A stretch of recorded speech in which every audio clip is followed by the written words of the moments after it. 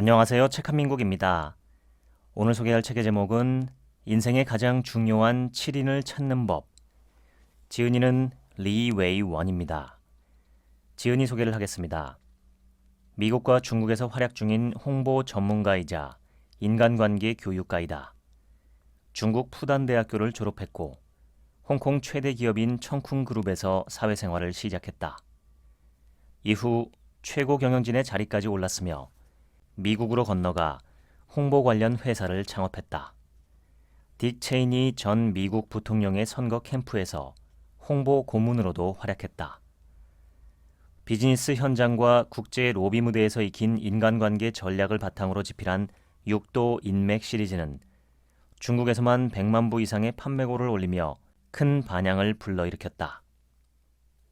저자는 30년 넘는 사회생활 기간 동안 수만 명의 정치가, 경영자, 직장인들을 만나며 결국 사람은 사람에 의해 인생이 바뀐다는 것을 실감하고 그동안 알게 된 모든 지혜를 이 책 한 권으로 압축했다. 한 사람의 인생은 어쩌면 사람에 의해 결정된다고 해도 과언이 아니다. 미국의 유명한 심리학자이자 아이비리그에서 학생들을 가르치는 내 친구 하워드 뉴먼은 이렇게 말했다. 좋은 사람을 만나 좋은 기운을 얻는 것, 그리고 자신 또한 그런 사람이 되기 위해 노력하는 것, 이것이 인간관계의 가장 중요한 원칙이다. 성공한 사람들은 자기 인생의 각 단계에서 도움이 되는 사람들을 만나 그들의 힘으로 자신의 잠재력을 자극함으로써 갖가지 장애물을 뛰어넘는다. 지식이 많든 적든, 재산이 많든 적든 성공한 사람에게는 한 가지 공통점이 있다. 바로 주위에 도움을 주는 좋은 사람이 많다는 것이다. 내가 성공한 사람들과 가까이 지내며 배운 것은 인생의 각 단계에서 어떻게 사람을 판단하고 사귀어야 하는지, 또 어떤 관계가 도움이 되고 어떤 관계는 멀리해야 하는지에 대한 것이었다. 우리는 살면서 많은 사람과 두루두루 잘 지내라, 좀 더 넓은 인맥을 쌓기 위해 노력하라 라는 말을 자주 듣지만 사실 성공한 사람들은 그렇지 않았다. 그들은 자신에게 꼭 필요한 사람들과 좋은 관계를 깊이 맺기 위해 노력하는데 더 공을 들였다. 어린 시절의 친구, 대학교 때 만나는 멘토, 직장 동료, 상사, 사업 파트너, 평생지기, 그리고 배우자까지, 이들이 바로 자기 인생에서 가장 중요한 7사람에 속한다. 스스로 외딴 섬이 되지 않는 것은 매우 중요하다. CEO에게는 이것이 특히 더 중요하다고 생각한다. 애플 CEO 팀 쿡이 한 말이다. 본론으로 들어가기 전에 2가지 질문을 던지고 싶다. 첫째, 나는 누구인가? 둘째, 문제가 생겼을 때 누구에게 도움을 청할 수 있는가? 이 2가지 질문에 대한 답이 바로 팀 쿡이 제시한 외딴 섬 딜레마를 해결하는 열쇠다. 첫 번째 질문을 하는 까닭은 바로 나 자신이 인간관계를 맺는 근본이기 때문이다. 자기 자신을 정확하게 알지 못하면 무엇을 할 수 있는지, 할 수 없는지, 하고 싶은지, 하기 싫은지도 잘 알 수 없다. 자신이 어떤 사람인지 분명히 알지 못하고 또 자신의 가치를 외부에 제대로 알리지 못한다면 스스로 외딴 섬으로 들어가는 것과 같다. 두 번째 질문은 타인에 대한 것이다. 내 주변 사람들에게 어떤 장점이 있고 그것이 나에게 어떤 의미가 있는지 알아야 한다. 그래야 어떤 어려움이 닥쳤을 때 누구에게 어떤 도움을 청해야 하는지 판단할 수 있다. 그와 함께 했을 때 내가 성장하고 그 사람 또한 성장할 수 있는지 생각해 보는 것도 중요하다. 누군가와 친밀한 관계를 맺기 위해서는 최소한 3가지 조건이 필요하다. 첫째는 만나기, 둘째는 서로에 대해 알기, 그리고 셋째는 서로 아껴주기다. 투자의 대가 워런 버핏은 이런 말을 했다. 인생은 눈덩이와 같다. 중요한 것은 젖은 눈과 긴 언덕을 찾는 것이다. 여기서 눈은 돈 등 여러 가지 자원을 의미하고 언덕은 정확한 방향을 뜻한다. 이 둘 중 한 가지라도 없다면 원하는 것을 이룰 수 없을 것이다. 두 가지 조건이 모두 갖춰졌다면 이제 필요한 것은 체력과 인내심, 그리고 약간의 기술이다. 우리가 만나게 될 무수히 많은 사람 중 누군가에게는 많은 관심과 노력을 기울여야 하고 또 누군가는 그냥 지나가는 인연으로 두어야 한다. 이 일을 평생에 걸쳐 얼마나 잘 해내느냐가 인생의 성공 여부를 결정한다고 해도 과언이 아니다. 인간의 사회화는 만 3세부터 시작된다는 연구 결과가 있다. 3살 정도가 되면 이미 주위 친구들이 중요한 역할을 하는 것이다. 나의 행동이 상대에게 영향을 미치고 상대의 행동이 내게 영향을 주는 과정에서 서로 장점을 배우고 은연중에 단점도 닮아가게 된다. 중마 고우든 철천지 원수든 상관없다. 중요한 점은 우리가 처음으로 타인의 시선을 통해 나를 바라보고 타인이 나를 어떻게 생각하는지 의식하기 시작한다는 사실이다. 적어도 사람을 알아볼 수 있는 가장 기본적인 안목은 갖춰야 한다. 그렇게 하기 위해서 꼭 기억해야 할 점이 2가지 있다. 첫째는 누구에게나 장점은 있다는 사실이다. 둘째, 공평한 기준으로 판단할 줄 알아야 한다. 돈, 미모, 친절함, 냉정함, 첫인상, 옷차림 등은 모두 공평한 기준이 될 수 없다. 주관이 뚜렷한 사람, 창의력이 풍부하고 활력이 넘치는 사람은 먼 훗날까지도 한 사람의 인생에 큰 영향을 미친다. 그렇다면 주관이 뚜렷하다는 것은 무엇을 의미할까? 주관이 있다는 것은 적어도 기존의 관념과 타인의 의견에 휘둘리지 않고 독립적으로 결정을 내릴 수 있다는 의미다. 그리고 관념의 틀에서 벗어난 생각과 행동을 할 수 있어야 한다. 아이들이 노는 것을 가만히 지켜보면 친구들이 따르는 아이와 그렇지 않은 아이가 있다는 사실을 금방 알 수 있다. 여러 사람들과 잘 어울리는 아이가 있는가 하면 유독 한두 친구하고만 어울리는 아이도 있다. 아이들이 싸움놀이를 할 때 무리 안에 대장 역할을 하는 아이도 있고 병사 역할을 하는 아이도 생긴다. 어린 시절의 놀이 성향과 현재와의 관계를 분석한 미국의 한 연구에 따르면 싸움놀이 같은 것을 할 때 자주 병사를 맡았던 아이는 어른이 되어서도 피고용인에 그치기 쉽다고 한다. 반면 대장 역할을 맡았던 아이는 직장을 박차고 나와 자기 사업을 시작하는 경향이 높다고 한다. 각각의 기질이 유년기에 드러났던 것이다. 사람과 사람 사이의 관계에 있어 가장 신경 써야 할 것이 바로 말이다. 신중하게 말하기 위해 노력해야 한다. 신중함이 몸에 밴 사람들은 아무리 친한 사이라 해도 상대에게 함부로 말하지 않는다. 어린 시절에 잘난 척하기를 좋아하던 아이는 나중에 성공할 확률이 낮다는 연구 결과가 있다. 남의 이야기를 잘 듣지 않고 자기 자랑만 일삼아서 좋은 사람이 주변에 남아있지 않기 때문일 수도 있다. 남의 사생활을 캐묻는다거나 많은 사람들 앞에서 상대의 약점이나 상처를 끄집어내는 것은 가장 피해야 하는 일이다. 솔직함이 지나치면 독이 된다. 너무 솔직하게 남의 잘못을 직설적으로 지적하면 악의가 없다 해도 남들에게 좋지 않은 인상을 줄 수 있다. 가까운 사이라서 날카로운 비판도 참을 수 있다고 생각하면 큰 오산이다. 상대와 적당한 거리를 유지하라. 사람과 사람 사이에는 적당한 거리가 필요하다. 여기서 거리란 상대의 개성과 취향을 존중하는 범위를 의미한다. 또 상대가 나의 의견을 항상 무시하고 존중하지 않는다면 차츰 멀리하는 자세도 필요하다. 좋은 사람들과 함께 시간을 보내기에도 우리 인생은 짧다. 한쪽으로 치우친 관계는 오래가지 못한다. 인간관계는 감정이든 돈이든 명예든 무엇이든 간에 서로 교환한다는 것을 원칙으로 한다. 사람과 사람 사이의 교제는 본질적으로 이익의 원칙을 따른다.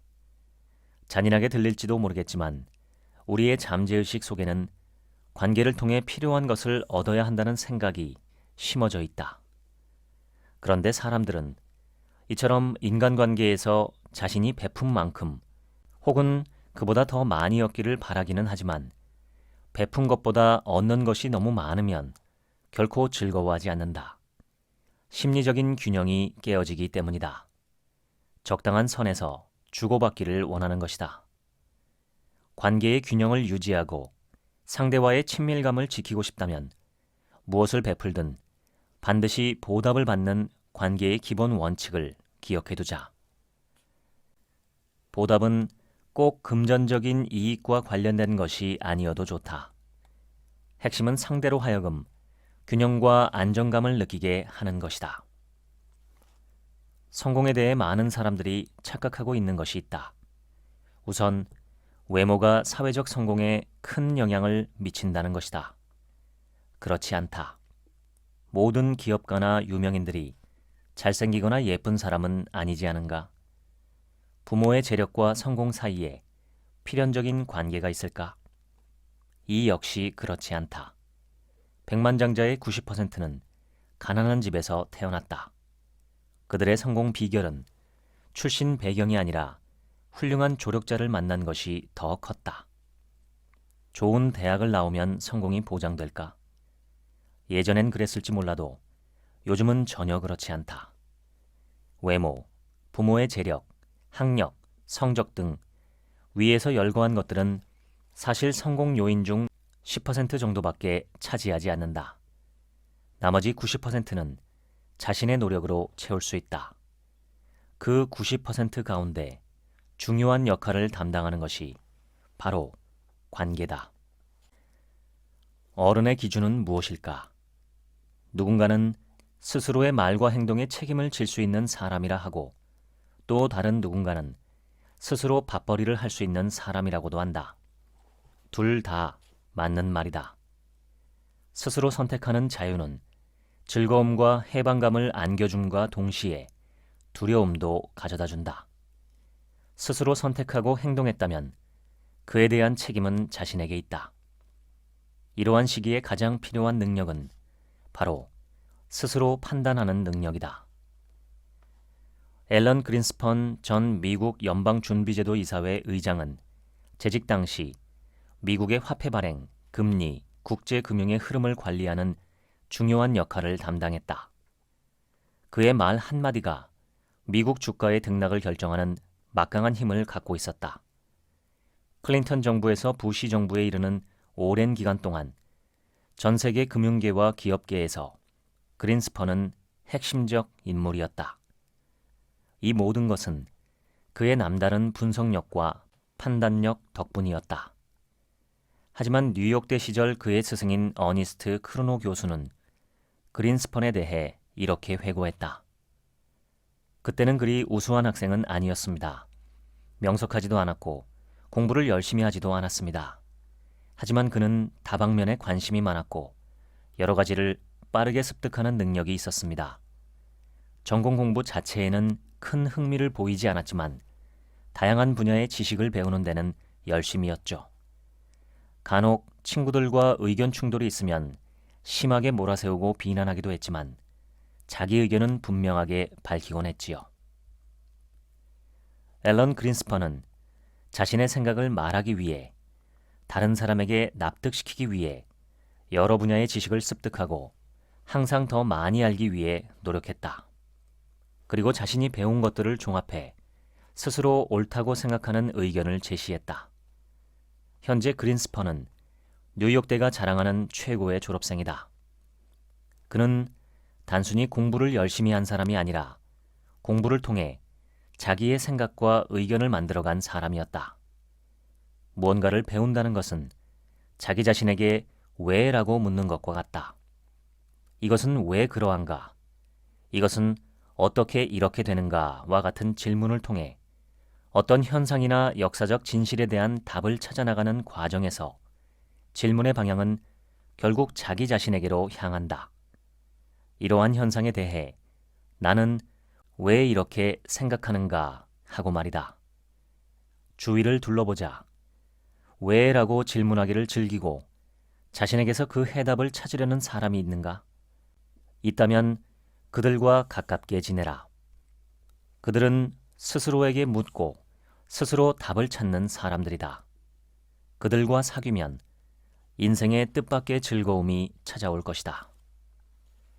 누가 지금 당신에게 멘토의 역할을 하고 있는가? 지혜롭고 신뢰감 있는 사람이 곁에 있는가? 우리가 만나는 사람들 중에 유난히 부정적인 사고방식을 가진 이들이 있다.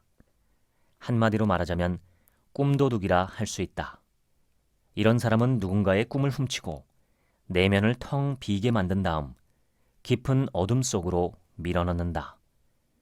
그러면서도 나쁜 상황을 해결하거나 개선할 수 있는 건설적인 의견을 내놓지 않는다. 무턱대고 모든 문제를 사회와 타인 때문이라고 말하는 사람, 늘 주변을 탓하는 사람을 경계해야 한다. 나의 용기와 의지를 믿고 실질적인 도움을 줄 수 있는 사람과 사귀어야 한다. 삶에 대한 강한 에너지를 지녔을 뿐만 아니라 인격적인 매력도 넘치는 사람들, 이런 사람을 주위에 두어야 한다. 직장 동료들을 어떻게 생각하는지에 대한 조사를 살펴보면 부정적인 평가가 생각보다 많다. 뉴욕이든 상하이든 상황은 비슷하다.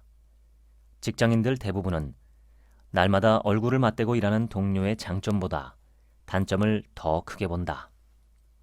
사회에 첫 발을 들인 몇 년 동안 인간관계에 있어 아주 중요한 일 중 하나는 동료와 잘 지내는 것이다. 동료는 바로 옆에서 자신에게 꼭 필요한 친구이자 조력자가 될 수 있다. 주변에 마음에 들지 않는 동료가 있는 경우 대부분 그를 되도록 멀리하려고 한다. 마음속으로 그가 얼른 퇴사하기만을 고대한다.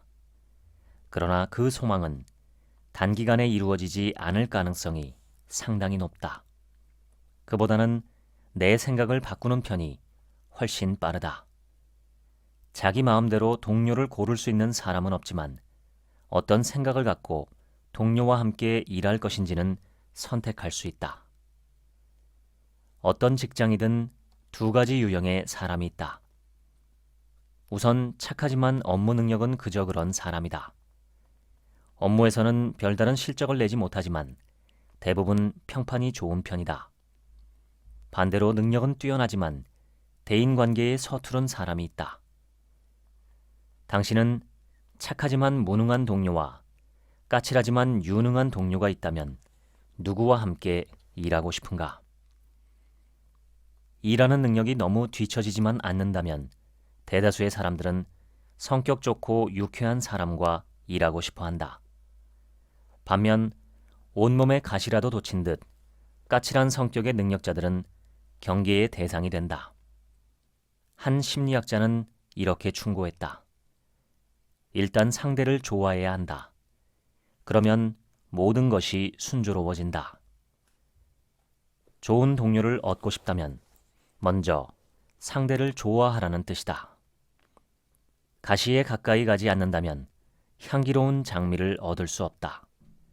좋은 동료를 만나는 것도 이와 같다. 인간성이 좋고 일도 잘한다면 가장 이상적인 동료다. 그런데 현실에서는 이 두 가지 조건에 모두 부합하는 사람을 만나기가 정말 힘들다. 어떻게 해야 자신에게 어울리는 직업을 찾을 수 있을까? 첫째, 선입견을 버리라. 우리가 배운 수많은 경험과 방법들은 모두 남이 제시해 준 것이다. 그 중에는 내게 맞지 않는 것도 있고 틀린 것이 있을 수도 있다. 남의 의견을 너무 믿으면 나 자신을 잘못 평가하기 쉽고 진정으로 자신에게 어울리는 직업을 선택하기 어렵다. 둘째, 수입을 너무 중요하게 생각하지 말라. 어떤 직업이든 열심히 노력해서 두각을 드러내면 저절로 좋은 수입이 뒤따라온다. 그렇게 선두에 선 사람은 그 분야의 리더일 뿐 아니라 사회 전체의 리더가 된다. 셋째, 자신에 대해 냉철하게 판단하라. 자신에 대한 타인의 평가를 참고할 수는 있지만 완전히 의존해서는 안 된다. 타인은 나를 온전히 알 수 없다. 자신을 가장 잘 아는 사람은 바로 자신이다. 내가 어떤 일을 좋아하는지 확실히 알고 있다면 나를 잘 모르는 사람들의 의견은 조금 무시해도 좋다. 내가 가장 잘하는 것은 무엇인가? 자신이 잘 해냈던 일이 무엇인지 곰곰이 생각해 본다면 한두 가지는 찾을 수 있을 것이다. 예를 들어, 공부하기 가장 수월했던 과목은 무엇인가? 성적이 가장 좋았던 과목은 무엇인가? 어떤 분야의 지식을 가장 빨리 습득했는가? 이런 것들을 떠올려 본다면 자신이 어떤 분야에 재능을 가졌는지 판단할 수 있다.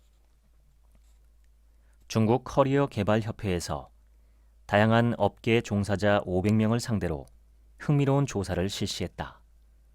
사회 초년생에게 가장 중요한 3가지 능력은 무엇인가? 라는 질문에 여러 답을 제시하고 조사 대상자들에게 이 중 3가지를 고르게 했다. 사회 초년생들의 응답은 전문 지식과 기술, 핵심 능력, 인정받는 직위가 1위에서 3위를 차지했지만 중견 직장인들의 응답 결과에서는 이 3가지 항목이 각각 2위, 6위, 5위를 차지했다. 그렇다면 중견 직장인들은 어떤 항목을 제일 많이 골랐을까? 1위는 적극적인 태도, 2위는 전문 지식과 기술, 3위는 바람직한 업무 습관이었다. 사회 초년생들의 순위에서는 이들이 각각 8위, 1위, 10위를 차지했다. 어떤 면이 옳고 어떤 면이 그르다고 말할 수는 없지만 사회 초년생이 선배가 선택한 항목을 참고한다면 남들보다 앞서 나갈 수 있을 것이다. 10년 이상 일을 해보면 얼마나 능력이 있느냐보다 일에 대해 어떤 태도로 임하고 있느냐가 그 사람의 사회적 성공 여부를 결정하는 경우가 많다. 지식보다는 적극적 태도와 좋은 습관이 중요하다. 자신에게 적합한 일을 성급하게 판단하지 말라. 직장 생활을 몇 년 해본 사람들은 어떤 일이 자신에게 적합한지 판단하기 위해 부딪히고 넘어지고 구르는 시간이 필요하다는 사실을 안다. 재능을 논하기 전에 일단 성실하라. 직장에서 혼자만 고립된 섬이 되지 말라. 다음은 직장에서 꼭 피해야 할 행동 5가지다. 첫째, 동료, 선후배들과 어울리지 않는다. 친구가 되라는 의미는 아니다. 그러나 어느 정도 무리에 낄 줄은 알아야 한다. 둘째, 자신의 업무에 대해 알리지 않는다. 셋째, 사적인 이야기를 전혀 하지 않는다. 친하지도 않은데 나이나 결혼 유무, 아이 유무 등을 시시콜콜하게 나누라는 것은 아니다. 취미는 무엇인지, 무엇에 관심이 있고 무엇을 싫어하는지, 어떤 문제에 대한 생각은 어떤지 등 세계관과 가치관을 공유하라는 것이다. 이런 것에 대해 대화하는 것은 업무에 간접적으로 도움이 된다. 상호 이해는 상호 신뢰의 바탕이다. 넷째, 도움을 청하지 않는다. 중요한 일에 도움을 청한다는 것은 그만큼 상대를 믿는다는 것이다. 그리고 다음에 상대가 도움을 필요로 할 때 자신에게 연락을 해도 된다는 무언의 약속이기도 하다. 서로 도움을 주고받는 것은 모든 인간관계의 전제 조건이다. 다섯째, 열정을 보이지 않는다. 기회는 가만히 있는 사람에게 가는 것이 아니라 뭐라도 하려는 사람에게 찾아간다. 남들이 어려울 때 선뜻 도움의 손길을 내미는지 살펴보면 그가 가치 있는 사람인지 자기 인생을 스스로 개척할 수 있는 사람인지 판단할 수 있다. 어려움에 처한 사람을 도와주면 인간관계는 더욱 깊고 넓어질 수 있다. 아무리 상대와 친해지기를 바라고 상대의 도움을 받고 싶다고 해도 내게 아무런 가치나 능력이 없다면 그가 나와 관계를 맺으려고 할까? 상대의 가능성뿐 아니라 나의 발전 가능성도 중요한 이유다. 사교 강박증에 걸린 사람들이 있다. 그들은 모임이라면 닥치는 대로 참석한다. 자기의 관심 분야든 아니든 새로운 사람을 사귈 수 있는 자리라면 절대로 빠지지 않는다. 뉴욕 금융가에서 일하는 한 애널리스트는 자주 섞인 말투로 이렇게 말했다. 이제 나이가 좀 드니 사실 뚜렷한 접점 없이 만나는 모임은 재미가 없어요. 만난 사람의 전화번호를 내 스마트폰에 저장해 놓으려는 생각도 하지 않죠. 그냥 서로 지나가는 인연일 뿐이죠. 아는 사람이 많을수록 좋다고 하지만 맹목적으로 많은 사람을 만나고 모임에 참석해도 결국 얻는 것은 무의미한 명함들 뿐이다. 이렇게 만난 사람들이 오랫동안 친구가 되는 경우는 거의 없다. 이런 관계는 빈 껍질 관계라고도 할 수 있다. 최악의 근무 환경은 어떤 것일까? 다음의 위험 신호 중 서너 가지 넘게 해당된다면 퇴사를 고민해 보아도 좋다. 1. 하고 있는 일이 자신과 너무 맞지 않다. 마음을 다잡아 보려고 해도 잘 안 된다. 2. 동료들을 대할 때 감정적인 스트레스가 너무 크고 심신이 지친다. 3. 회사 분위기에 융화하지 못해 주변인처럼 맴돈다. 조직 문화에 동의할 수 없다. 4. 상사가 최악의 인간성을 보인다. 그와의 관계가 개선될 가능성이 없고 그가 떠날 가능성도 없다. 5.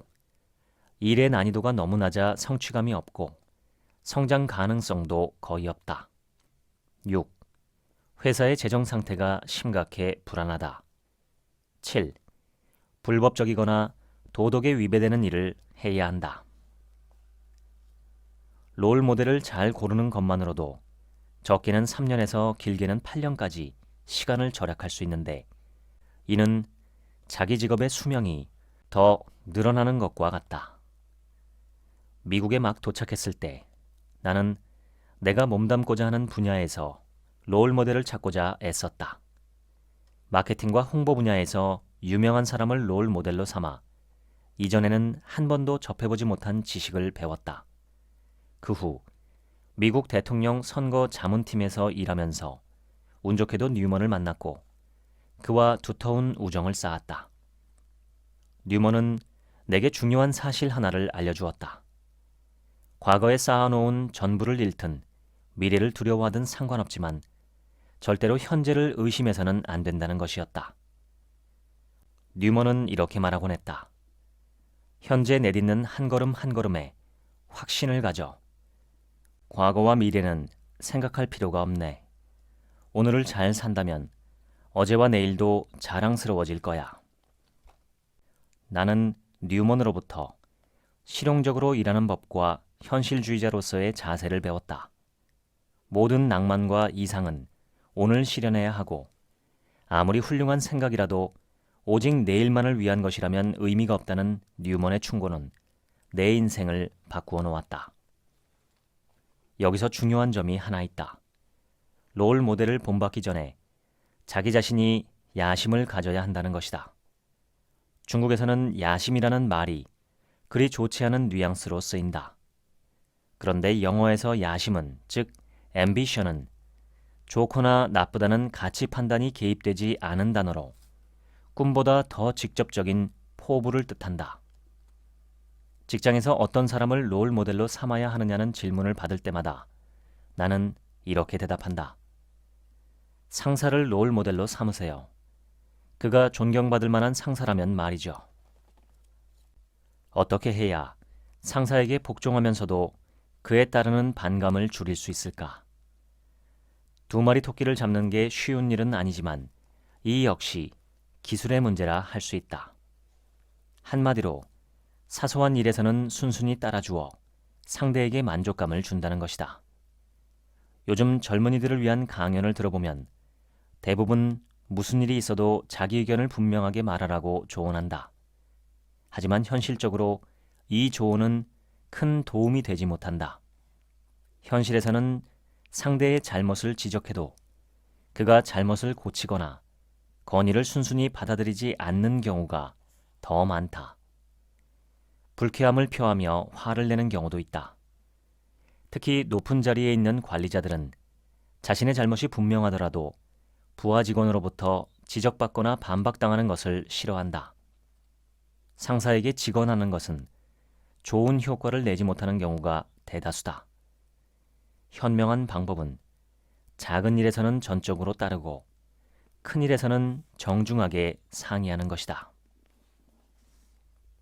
나는 성실함, 지혜, 열정, 이 세 가지 요건을 갖춘 사람에게만 투자한다. 성실하고 정직하지 않다면 아무리 능력이 출중해도 소용없다. 파트너의 중요성과 선택 방법에 대해 워런 버핏은 이렇게 말했다. 그런데 파트너란 대체 어떤 사람을 말하는 것일까? 내가 중국에 있을 때는 파트너라는 단어가 단순히 사업상 동업자를 의미하는 것이라 생각했다. 그러나 미국에서 생활하며 그 의미가 좀 더 포괄적이라는 사실을 알게 되었다. 파트너란 나와 이해관계에 있는 모든 상대편을 지칭하는 말이다. 동업자일 수도 있고 거래처나 협력업체 직원일 수도, 프리랜서 외주자일 수도 있다. 가장 중요하게 생각해야 할 부분은 바로 인간성이다. 신뢰할 수 있는 사람이어야 하기 때문이다. 그 다음이 일처리 능력이다. 어떻게 하면 지금의 파트너가 협력할 수 있는 인재인지 아니면 위태로운 시한폭탄인지 판단할 수 있을까? 다음의 6가지 요건을 잘 기억하자. 1. 문제에 신속하게 반응하는가? 좋은 파트너는 여러 소식에 즉각적으로 반응하고 소통한다. 문제가 생겼을 때에도 그들은 신속하게 반응하며 회피하지 않는다.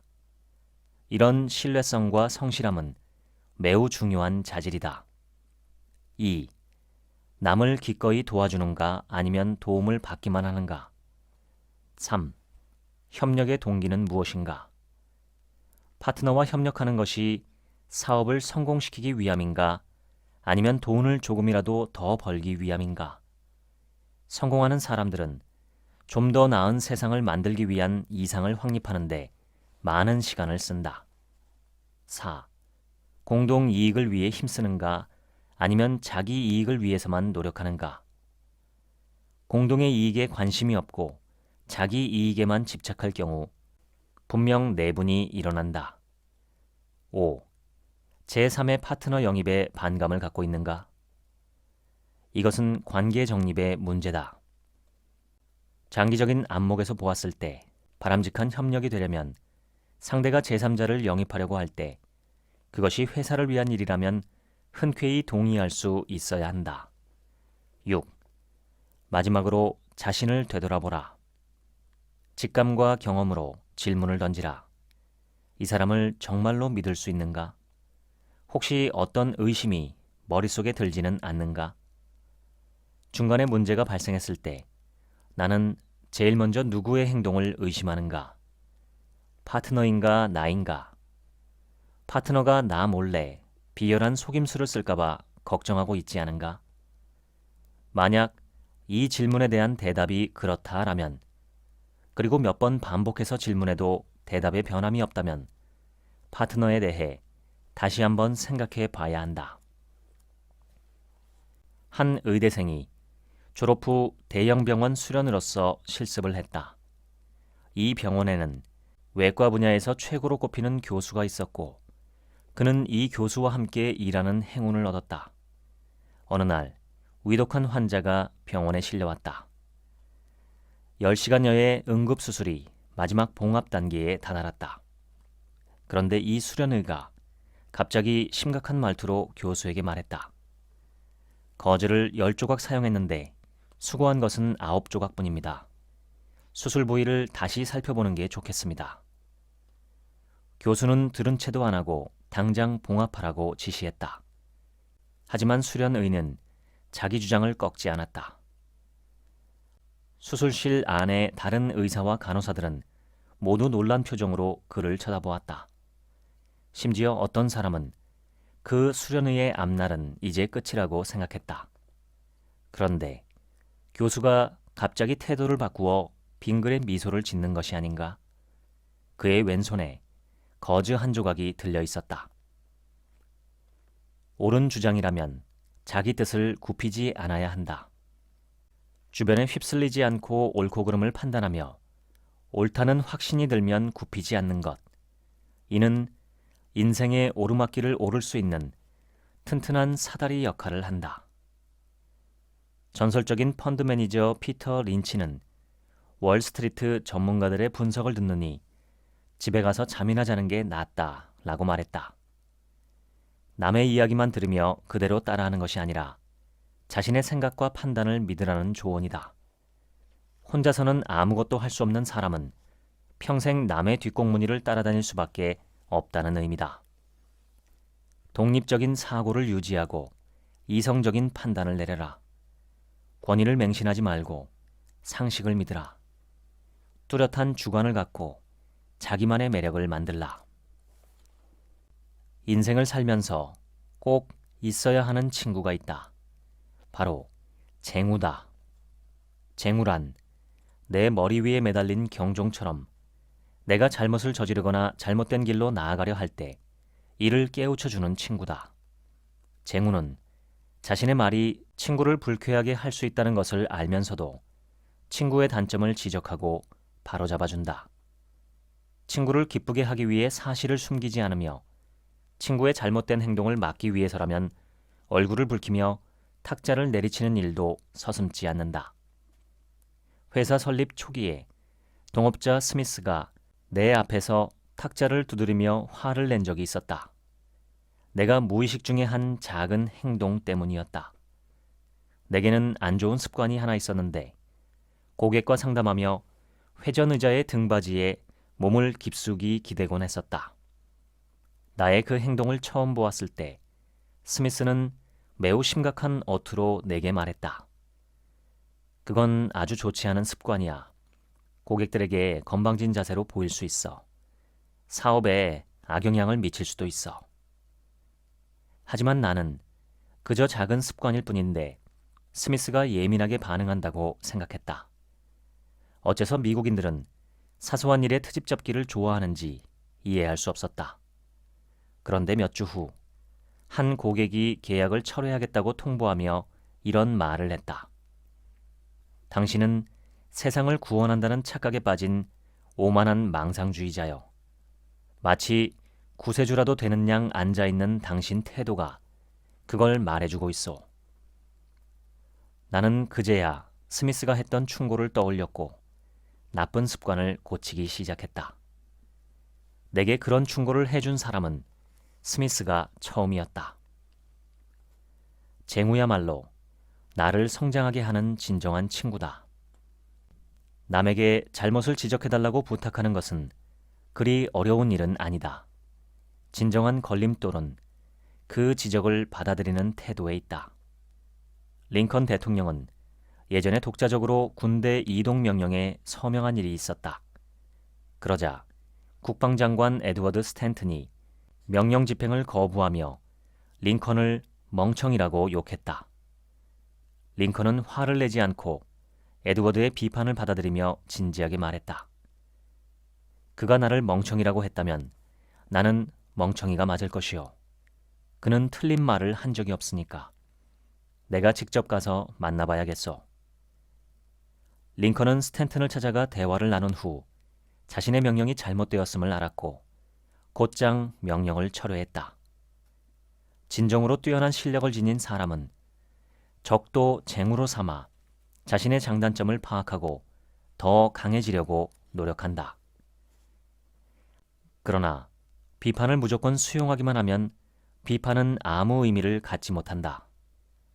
미국에서 실시한 한 설문조사에서 자수성가한 백만장자들은 타인의 악의적인 비판에 대해 매우 특별한 면역력을 갖고 있음이 밝혀졌다. 어떤 비난을 받고 폄훼를 당해도 그들은 그것을 100% 믿지 않는다. 영향력 있는 사람의 비판이라 해도 당당히 도전을 받아들이고 맞대응한다. 이는 마치 마음에 단단한 갑옷을 두른 듯 상처를 견디는 힘을 지닌 것과 같다. 악의적인 비판가들은 마치 예언가처럼 남의 운명을 단정짓기를 좋아한다. 이것이 쟁우와의 가장 큰 차이점이다. 그들의 목표는 상대의 잘못을 바로잡아 주는 것이 아니라 상대의 목표를 무너뜨리는 것이다. 그들은 이런 말을 자주 한다. 당신은 성공할 수 없어요. 당신은 리더로서의 잠재력이 없어요. 당신 생각은 완전히 틀렸어요. 당신은 백만장자가 될 만큼 똑똑하지 않아요. 누군가 곁에서 이런 말을 자주 한다면 보지도 말고 듣지도 말라. 그는 쟁우가 아니다. 30대 초중반에 결혼을 한다면 적어도 4, 50년 동안 함께 살아야 한다. 인생의 거의 전부를 함께 산다고 해도 과언이 아니다. 날마다 같은 방에서 자고 같은 식탁에서 밥을 먹고 직장 업무를 제외한 모든 생활을 공유하고 그에 대해 상의하는 셈이다. 배우자를 잘못 선택하면 인생이 얼마나 고될 것인지 길게 말할 필요도 없다. 일시적인 감정이나 첫눈에 반했다는 이유로 평생의 반려자를 선택해서는 안 된다. 배우자를 고르는 것은 어찌 보면 자기 인생 후반부에 어떻게 살 것인지를 결정하는 것과 같다. 가장 중요한 것은 함께 생활할 때 자연스러운 묵계가 형성되는 것이라고 생각한다. 뜻이 맞고 서로의 가치관이 비슷해야만 공감대가 형성된다. 그러니 자신과 사고방식과 생활 습관이 조화를 이룰 수 있는 사람을 만나야 한다. 기억해야 할 것은 사람의 사고방식과 생활 습관은 바뀌기 힘들다는 사실이다. 상대를 바꾸려 하지 말고 자신과 비슷한 가치관, 생활 습관을 지닌 사람과 만나는 것이 현명한 일이다. 세계적인 심리학자 데니얼 카너먼은 피크앤드 효과를 제시했다. 카너먼에 따르면 사람의 기억은 가장 극적인 순간과 마지막 순간에 국한되며 전반적인 과정은 기억에 별로 남지 않는다고 한다. 그러므로 극적인 순간이 지난 후 마지막 순간이 빨리 올수록 사람들의 기억이 강하게 남는데 이것을 바로 피크앤드 효과라고 한다. 공연이 아무리 훌륭했더라도 결말이 보잘것없으면 관객들에게 좋은 인상을 남길 수 없다. 한 파티에 참석했는데 처음부터 중간까지 2시간은 만족스러웠지만 후반부 1시간은 몹시 지루했다. 후반부 1시간의 지루함이 그 앞 2시간의 즐거움을 모두 허사로 만들어버리고 그저 지루했다는 기억밖에는 남지 않는다. 영화도 마찬가지다. 마지막 30분 동안 갑자기 전개가 빨라지며 스릴이 넘친다면 그 영화를 본 관객들은 주변 사람들에게 영화가 아주 재미있다고 추천할 것이다. 반대로 앞에 1시간은 재미있지만 나머지 30분은 평범하다면 그 영화는 입소문이 나기 힘들다. 그래서 카너먼 박사는 가장 아름다울 때 떠나야 한다라고 말했다. 많은 사람들이 성공하고 나면 쉽게 그만두지 못한다. 더 잘할 수 있고 더 큰 성공을 거둘 수 있다고 생각하기 때문이다. 하지만 실제로는 기대와 다르게 급격한 내리막길을 걷는 경우가 많다. 일에서든 생활에서든 원하는 성과를 거두었다면 더 큰 성공에 미련을 두지 말고 욕심을 자제해야 한다. 박수 칠 때 떠나야 한다는 사실을 명심하라. 그래야 훗날 과거를 돌아보며 미소 지을 수 있다. 일에서든 생활에서든 성격이 운명을 결정한다. 어떤 길을 선택하는지가 성격에 의해 결정된다면 그 길을 어떻게 갈 것인지를 결정하는 것은 바로 관계다. 관계는 내가 만나는 사람에 의해 좌우된다. 너무 많은 사람들에게 잘해주려고 애쓰지 마라. 우리가 좋아하는 사람들에게만 집중하려고 해도 시간이 그리 많지 않다. 자기 자신에게 시간을 주고 초조해하지 말라. 좋은 사람들을 만나 그들에게 영향을 받으며 천천히 앞으로 나아가라. 지금까지 인생의 가장 중요한 7인을 찾는 법 읽어드렸습니다. 지금부터는 제 얘기입니다. 인간은 인간관계라는 거미줄 위에 사는 한 마리 거미와도 비슷한 듯 합니다. 끊임없이 거미줄을 만들고 가꾸고 수리해야 합니다. 이 책은 삶에 있어 가장 중요한 7가지 관계를 설정하고 좋은 인연을 찾는 법을 설명합니다. 그 7가지는 소꿉친구, 멘토, 동료, 상사, 사업 파트너, 쟁우, 배우자입니다. 그런데 저는 인생에 있어 중요한 인연을 찾는 것보다 더 시급한 것은 해로운 인연을 피하고 끊는 것이라고 봅니다. 이는 마치 건강을 위해 무엇을 해야 할까 고민하기 전에 해로운 습관부터 끊는 것이 좋은 이치와 같습니다. 건강을 찾고 싶다면 무슨 보약을 먹고 무슨 운동을 할까 고민하기 전에 술, 담배부터 끊고 잠부터 8시간씩 자야 합니다.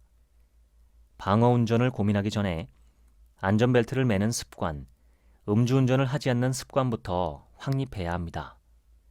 돈벌궁리를 하기 전에 지출관리부터 되어야 합니다. 그것이 노력 대비 결과의 측면에서 훨씬 더 손쉽고 효율적이기 때문입니다. 반드시 피해야 하는 딱 한 사람만 고른다면 저는 생각과 말이 부정적인 사람을 고르겠습니다. 부정적인 생각과 말은 정말 고치기 어렵습니다.